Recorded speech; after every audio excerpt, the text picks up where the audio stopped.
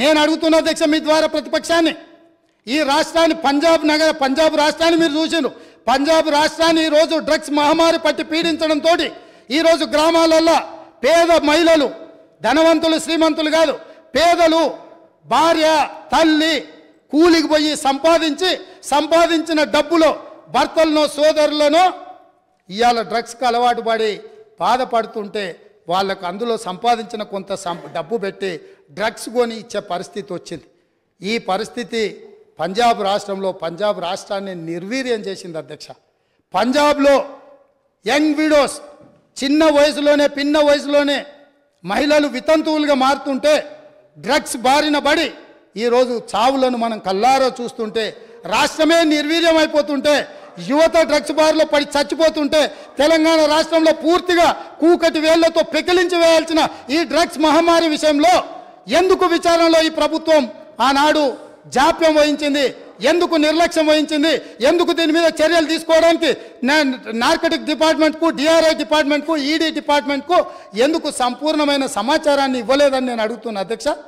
ఈరోజు నేను టీఎస్ న్యాబ్లో ఒక అడిషనల్ డీజీ క్యాడర్ ఆఫీసర్ను పెట్టి ఎంపవర్ చేసి ఇవాళ ఈ రాష్ట్రంలో డ్రగ్స్ అనే పదం వినిపించొద్దు, ఈ రాష్ట్ర సరిహద్దులు ఎవడు గంజాయితో రావద్దు, ఎవడు వచ్చినా ఎంత పెద్దవాడైనా ఎంత గొప్పవాడైనా వాళ్ళ వెనకాల ఎవరు ఉన్నా ఊచలు లెక్క పెట్టాల్సిందే, లెక్క పెట్టియాల్సిందే అని ఈరోజు నా ప్రభుత్వం మా మంత్రివర్గ సహచరులు తీసుకున్న నిర్ణయాన్ని ఈ ప్రతిపక్షాలు అభినందించాల్సిన అవసరం లేదు అధ్యక్ష. మిగతా విషయాలలో భిన్నాభిప్రాయాలు ఉండొచ్చు, భేదాభిప్రాయాలు ఉండొచ్చు, కానీ డ్రగ్స్ మహమ్మారిని నిషేధించడానికి నిర్వీర్యమైపోతున్న యువతను, చిన్న పాఠశాలల ఆడపిల్లలు బలైపోతున్న ఈ మహమ్మారిని నిషేధించడానికి ఈ దాన్నైనా అభినందించడానికి మన ప్రభుత్వాన్ని మీరు అభినందించడానికి మీకు మనసు రాలేదా అని నేను అడుగుతున్నా అధ్యక్ష. అంటే ఈరోజు ఈ సభలో వీళ్ళందరూ మిగతా వాట్లలో వాళ్ళకి రాజకీయ కోణాలు ఉండొచ్చు, కానీ ఈ విషయంలో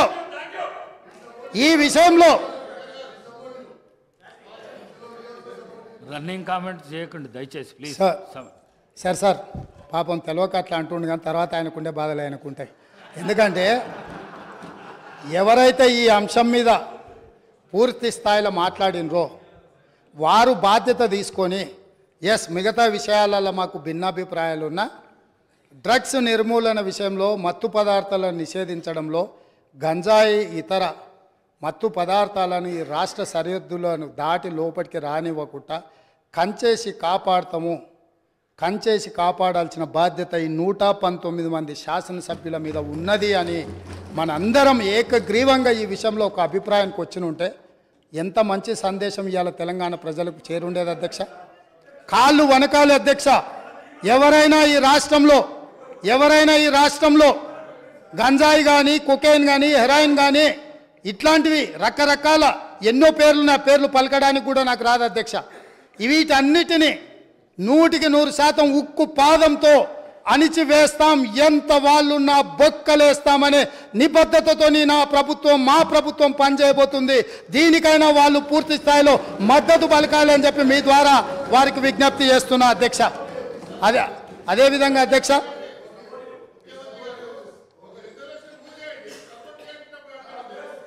ఇప్పుడు గవర్నర్ గారి ప్రసంగంలోనే ఈ అంశాన్ని స్పష్టంగా ప్రస్తావించిన వారు ఎంతసేపు మాట్లాడినరో మీరు సమయం తీయండి. మా సభ్యులు ఎంతసేపు మాట్లాడినరో, టీఆర్ఎస్ సభ్యులకు ఎంతసేపు సమయం ఇచ్చినరో రెండు పోల్చి చూడండి అధ్యక్ష. ఈ విషయంలో మనకు భిన్నాభిప్రాయాలు, భేదాభిప్రాయాలు ఉండాల్సిన అవసరం ఏముంది అధ్యక్ష? ఏమన్నా ఉందా అధ్యక్ష? ఇందులో నేను ఏమైనా ఎవరికైనా నష్టం జరిగే విధంగా, లేకపోతే వాళ్ళ కష్టం జరిగే విధంగా ఏమన్నా ప్రభుత్వం నిర్ణయం తీసుకుంటుందా అధ్యక్ష? ఇందులో కలిసి రావడానికి ఉన్న ఇబ్బంది ఏంది అధ్యక్ష? నాకు అర్థం కాలే. అందుకే వారికి అవసరమైతే ఇప్పుడు అడగట్లేదు అధ్యక్ష మైకు. ఒకవేళ ఇప్పుడు నేను ఇంతసేపు మాట్లాడినా మైక్ అడిగినుంటే మీరు మైక్ ఇచ్చుంటే వారు మాట్లాడడానికి మైకు తీసుకొని ముందుకు వస్తే ఇవ్వండి అధ్యక్ష. ఇది ఒక మంచి కాజ్ కదా, ఈ ఒక్క మంచి కాజ్కి వారిని ముందుకు వచ్చడానికి మైక్ ఇవ్వండి అధ్యక్ష.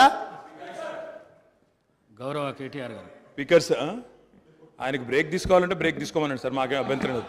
మాట్లాడి అలసిపోయినట్టున్నారు, మాకేం అభ్యంతరం లేదు. కానీ అధ్యక్ష, వారేదో కొత్తగా ఏదో చేసినట్టు డ్రగ్స్ విషయంలో అధ్యక్ష మా ముఖ్యమంత్రి గారు మా గౌరవ పెద్దలు మా పార్టీ అధ్యక్షులు ఈరోజు లీడర్ ఆఫ్ ఆపోజిషన్ కేసీఆర్ గారు వారు పాపం మరి ఫాలో అవుతారా లేదా వార్తలు నాకు తెలియదు కానీ సివి ఆనంద్ గారు అనే అడిషనల్ డైరెక్టర్ జనరల్ ఆఫ్ పోలీస్ని టిఎస్ న్యాబ్ అనేది ఏర్పాటు చేసిందే మా ప్రభుత్వం. Telangana state anti narcotics bureau ఏర్పాటు చేసిందే మా ప్రభుత్వం.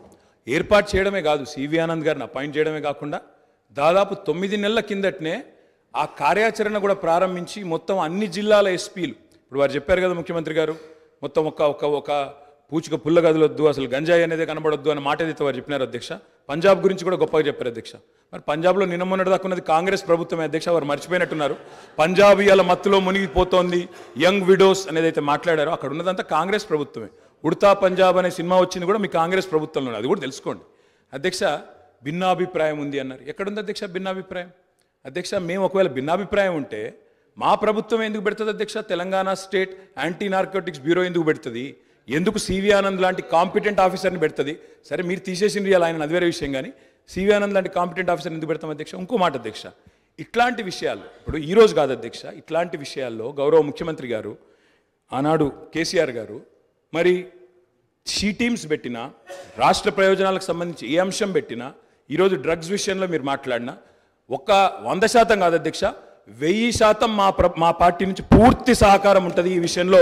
వారికి కన్ఫ్యూజన్ అవసరం లేదు, వారికి ఇంకేమైనా అనుమానాలు ఉంటే నేను చెప్తా ఉన్నా. భిన్నాభిప్రాయాలు అన్నారు, మేము అభిప్రాయం చెప్తే కదా అధ్యక్ష భిన్నాభిప్రాయం ఉండడానికి, అది మేమే చెప్పినాము. మేమే మా ప్రభుత్వం ఉన్నప్పుడే ఏర్పాటు చేసిన సంస్థ, ఇవాళ మీరు క్రెడిట్ తీసుకుంటా అనుకోవచ్చు. మాట్లాడితే మేనేజ్మెంట్ కోట అంటారు అధ్యక్ష. అధ్యక్ష ఢిల్లీని మేనేజ్మెంట్ చేసి ముఖ్యమంత్రి పదవి తెచ్చుకున్న వ్యక్తి, ఢిల్లీని మేనేజ్ చేసి పీసీసీ పదవి తెచ్చుకున్న వ్యక్తి వాళ్ళ మేనేజ్మెంట్ కోట గురించి మాట్లాడితే అధ్యక్ష నేను అనలేదు అధ్యక్ష. ఇది కోమటిరెడ్డి వెంకటరెడ్డి గారు చెప్పినారు పేమెంట్ కోట అని చెప్పినారు అధ్యక్ష.